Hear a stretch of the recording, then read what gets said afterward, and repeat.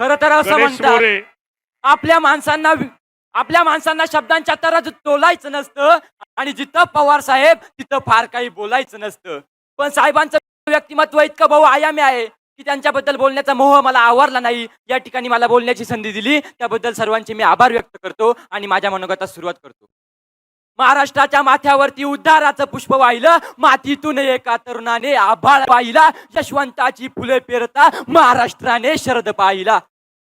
किती काय भोगले सोसले, किती कोणानं कसे टोचले, किती विरोधी कोण आपुले, किती गिधाडे किती सापळे, किती टीका त्या किती लांछने, किती द्वेष तो किती गराने, सगळे समक्ष पाहून देखील तो कधी कुणावर चिडला नाही. पण टप्प्यात कधी जरा आला चेंडू तर तो पुन्हा कधी सापडला नाही. जातीपातीच्या पोखरणीतून रक्त कोणाचे गळले नाही, सांगा दंगलीच्या वणव्यामध्ये गाव कोणाचे जळले नाही. शाहू फुले आंबेडकरांची म्हणून तत्वे सांगत होता, फक्त मराठी या दोरीने सगळ्या मोळ्या बांधत होता. घेतल्या निर्णयावर कधी तो माघारी वळला नाही, म्हणून काहीशा महाराष्ट्राला पवार कधीही कळला नाही. आणि तरीही लोक म्हणतात, महाराष्ट्रासाठी पवार यांनी काय केले. तरी महाराष्ट्राकरिता पवार यांनी काय केले सांगा म्हणता, तरी महाराष्ट्राकरिता पवार यांनी काय केले सांगा म्हणता, कर्तृत्वाच्या या मेरूला साध्या सुतळीने बांधा म्हणता.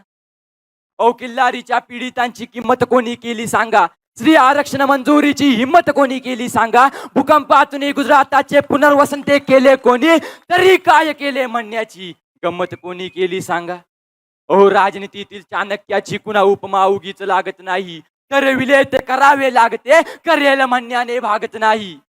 श्रीमंतीचे हेवे दावे, जमिनीच्या वाता भ्रष्ट दिकावे, मग आणा तराजू घटनेचा, जे काय वाटते ते तोलू, कायद्याचा ठेवू आदर्या, तुम्ही आणा पुरावे मग बोलू.